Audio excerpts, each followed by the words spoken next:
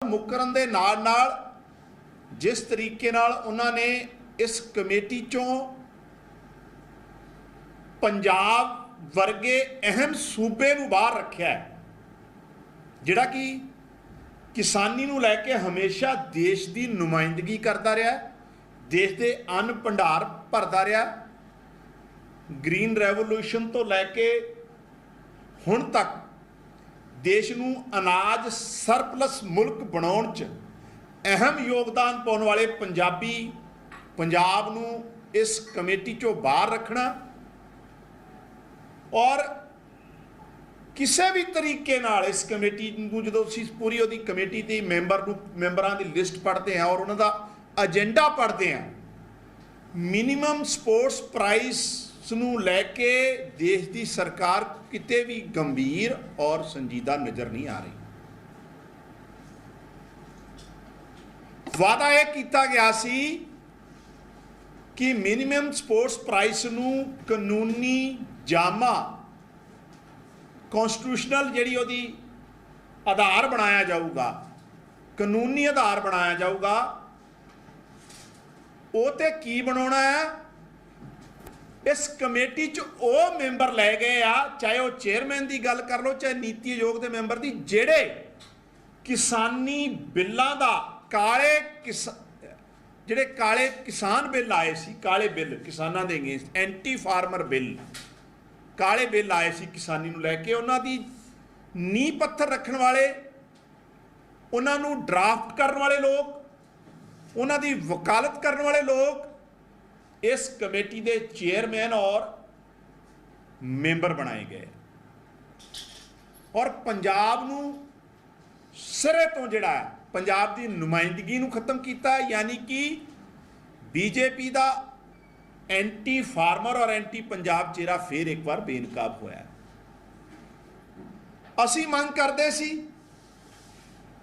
और किसानां ने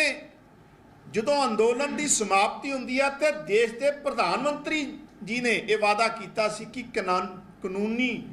जामा बनाउण लई MSP नूं कानूनी रूप देण लई एक कमेटी बनूगी। कानूनी जामा ते की बनाउणा सी, उत्थे जिहड़े कानून काले कानूनां दे समर्थक लोग कमेटी च रख ले गए। दूजी गल, नीति आयोग के वो मैंबर रखे गए आ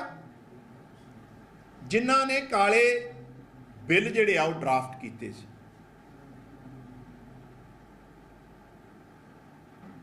और अज साडे राज सभा के मैंबर पंजाब तो राज सभा मैंबर राघव चड्ढा जी अज एक रेजोल्यूशन लैके आए आ राज सभा च, जिथे उन्होंने काम रोको प्रस्ताव जिहड़ा है सस्पेंड करने वास्ते, वर्क सस्पेंशन और MSP की जिहड़ी कमेटी बनाई है जिहड़ी कि सिरे तो नकारती है, किसान जथेबंदियां ने भी और असी भी नकारते, उसते डिस्कशन वास्ते राघव चड्ढा जी ने अज एक वर्क सस्पेंशन रेजोल्यूशन भी लैके आंदा है। लेकिन मेरा सवाल वो धिरां नूं है जिहड़े पंजाब हितैषी बनते सी, ना तो अकाली दल बादल कोई इस विषय पर बोल रहा है ते ना कांग्रेस के मैंबर पार्लीमेंट की कोई आवाज़ जिहड़ी आ बीजेपी की इस एंटी फार्मर मूव जिहड़ा उन्होंने कल किया है या कमेटी बनाई आ, उहदे खिलाफ ना तो कांग्रेस के मैंबर पार्लीमेंट की कोई आवाज़ सुनी अजे तक, ना अकाली दल बादल के मैंबर पार्लीमेंट की कोई आवाज़ सुनी है। सो ये भी गल साबित हो रही है कि ये जिहड़े लोग पंजाब ते भी राज करते रहे, किसानों के नाँ ते पंजाबियों के नाँ ते राजनीति करते रहे आ, ये दिल्ली च जाके हमेशा एंटी पंजाब जिहड़ा तेरा है उहदे नाल खड़दे। सो असी बिल्कुल ये स्पष्ट कर देना चाहुंदे हां भारत देश की सरकार नूं, भारतीय जनता पार्टी की सरकार नूं, किसी भी हालात ये जिहड़ी कमेटी है मंजूर नहीं है। ये किसानां नाल धोखा है, ये सिर्फ पंजाब नहीं देश के किसानां नाल धोखा है, सिर्फ तो सिर्फ अखां च धूड़ पाउण दा काम और किते ना किते पंजाब तो बदले की भावना वाला रुख जिहड़ा है देश की सरकार का सामने आया। मतलब देश की सरकार इस तरीके ਨਾਲ रिएक्ट करूगी कि पंजाब ने अगर किसान अंदोलन की अगवाई की है या काले किसानी बिलों का विरोध किया है तो देश च सत्ताधारी जिहड़ी पार्टी है बीजेपी या देश की सरकार इस हद तक जाऊगी कि इस अहम कमेटी जिहदे च पंजाब की नुमाइंदगी बिल्कुल नहीं रखी तो दूसरा वो लोगों को इसका चेयरमैन मैंबर बनाया जिहड़े सीधे सीधे तौर पर काले बिलों के समर्थक और उन्होंने बनाने वाले ड्राफ्ट करने वाले सी। सो असीं सिद्धे तुहानूं रिजेक्ट करते हैं। तुहाडा कोई सवाल होवे तो कर सकते सर ये जो मैंबर जिहड़े जिवें बनाए गए सी पहले जिहड़ियां मीटिंगां होईयां सी ਉਹਦੇ ਕਹਿੰਦੇ ਸੀ कि हालांकि जिन्ने भी पंजाब ਦੀਆਂ किसान ਜਥੇਬੰਦੀਆਂ ਸੀ ਉਹਨਾਂ ਨੇ ਪ੍ਰੋਟੈਸਟ ਦੇ ਵਿੱਚ ਜਿਹਨਾਂ ਨੇ ਹਿੱਸਾ ਲਿਆ ਕਹਿੰਦੇ ਇਹਦੇ ਚੋਂ ਵੀ ਮੈਂਬਰ ਲਵਾਂਗੇ। ਹੁਣ ਨਾ ਲੈਣ ਦਾ ਮੇਨ ਰੀਜ਼ਨ ਕੀ ਹੈ? संजय अग्रवाल जी का चेयरमैन होना, अपने गुणी प्रसाद जी का मैंबर होना, भुपिंदर मान का मैंबर होना, महाराष्ट्र तो बीजेपी के MLA का मैंबर होना, ये की साबित करता है? majority ऑफ मैंबरस और चेयरमैन अहम जिहड़े बंदे वो बना लिते गए इस कमेटी जिहड़े ऑलरेडी काले बिल्लां नूं जिहड़ा आ डट के सपोर्ट कर चुके और उन्होंने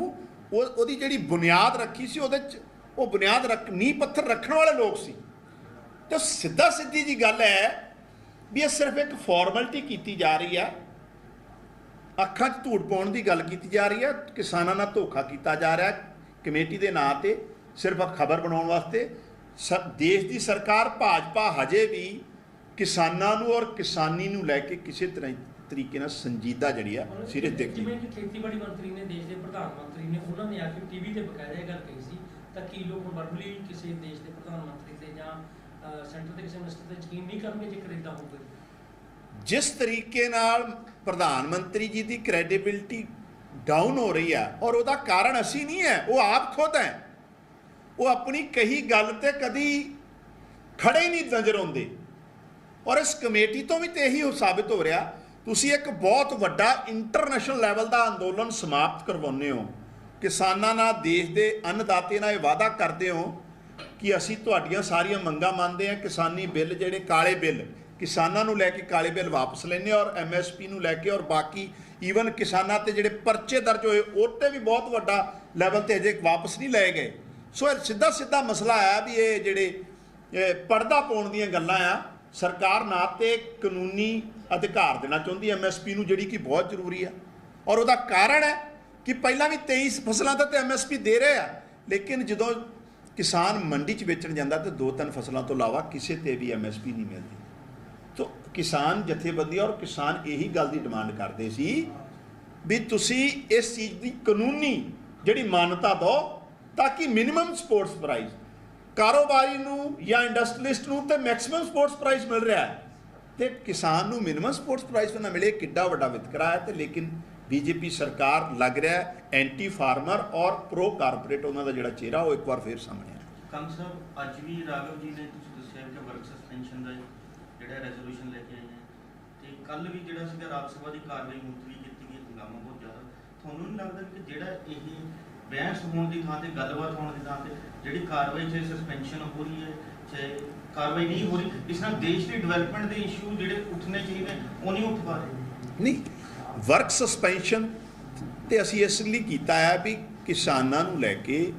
एक डिस्कशन डिटेल च पार्लीमेंट च होवे। सुप्रीम जिहड़ी देश की सब तो वड्डी पंचायत है, जे उत्थे भी किसानी की गल नहीं होगी और जदों तुसीं एडा वड्डा वितकरा करते हो और राघव चड्डा जी क्योंकि पंजाब के नुमाइंदे है राज्य सभा च और पंजाब नूं इस कमेटी चों बाहर रखा गया तो सुभाविक तौर पर आम आदमी पार्टी का विरोध करो। आम आदमी पार्टी ने अज पंजाब की गल की है, जे कल जिहड़ा आम आदमी पार्टी का विरोध सी पंजाब नूं लैके नहीं सी, दिल्ली नूं लैके सीगा क्योंकि केजरीवाल साहब नूं जिहड़ी उत्थे सिंगापुर की प्रवानगी नहीं मिली। देखो ये किड्डा वड्डा वितकरा आ कि देश के एक चुने हुए मुख्यमंत्री नूं जिन्हें अपनी गवर्नेंस के राही ये साबित किया है कि एजुकेशन होवे, हेल्थ होवे या आम सधारण लोगों को बुनियादी सुविधावां देण दी गल होवे, किस तरीके नाल उन्हें बेहतर किया जा सकता है दिल्ली ने करके दिखाया। और उस ऑनरेबल चीफ मिनिस्टर नूं अगर दुनिया के किसी प्लेटफार्म पर अपनी गल रखने का मौका मिलता है तो मैनूं लगदा है देश का मान वधदा है।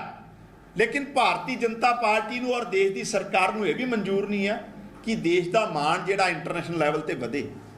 ਸੋ ਮੈਨੂੰ ਲੱਗਦਾ ਇਹ ਬਹੁਤ ਵੱਡਾ ਵਿਤਕਰਾ ਕੀਤਾ ਗਿਆ। ਅਰਵਿੰਦ ਕੇਜਰੀਵਾਲ ਜੀ ਜਿਹੜੇ ਆਨਰੇਬਲ ਚੀਫ ਮਿਨਿਸਟਰ ਹੈ ਦਿੱਲੀ ਦੇ, ਉਹਨਾਂ ਨੂੰ ਜਾਣ ਦੇਣਾ ਚਾਹੀਦਾ ਹੈ। ਉਹਨਾਂ ਨੂੰ ਦੇਸ਼ ਦੀ ਗੱਲ ਰੱਖਣੀ ਉਹਨਾਂ ਨੇ ਕੋਈ ਇੱਕ ਕਿਸੇ ਕਨਸਟੀਟੂਐਂਸੀ ਨੂੰ, ਸਟੇਟ ਨੂੰ ਰਿਪਰੈਜ਼ੈਂਟ ਨਹੀਂ ਕਰਨਾ, ਉਹਨਾਂ ਨੇ ਭਾਰਤ ਮੁਲਕ ਨੂੰ ਰਿਪਰੈਜ਼ੈਂਟ ਕਰਨਾ ਵਰਲਡ ਦੇ ਪਲੇਟਫਾਰਮ ਤੇ, ਔਰ ਜਿੱਥੇ ਸਾਰੀ ਦੁਨੀਆ ਦੇ ਲੀਡਰ ਆਏ ਹੋਣੇ ਆ। ਸੋ ਬੀਜੇਪੀ ਜਿਹੜਾ ਆ ਉਹਦਾ ਜਿਹੜਾ ਚਿਹਰਾ ਆ, ਔਰ ਨਾ ਉਹ ਦੇਸ਼ ਦੇ ਕਿਸਾਨਾਂ ਨੂੰ ਲੈ ਕੇ ਸੰਜੀਦਾ, ਔਰ ਦੂਸਰਾ ਜੇ ਇੰਟਰਨੈਸ਼ਨਲ ਲੈਵਲ ਤੇ ਕਿਤੇ ਦੇਸ਼ ਦੀ ਖਿਆਤੀ ਵੱਧ ਰਹੀ ਹੈ ਤੇ ਉੱਥੇ ਵੀ ਇਹ ਰੋਕ ਲਾ ਰਹੇ। ਮੈਨੂੰ ਲੱਗਦਾ ਆਪਣੇ ਆਪ ਦੇਸ਼ ਦੇ ਲੋਕ ਮੁਲਾਂਕਣ ਕਰਨਗੇ। ਤੁਸੀਂ ਕਹਿ ਰਹੇ ਹੋ ਆਮ ਆਦਮੀ ਪਾਰਟੀ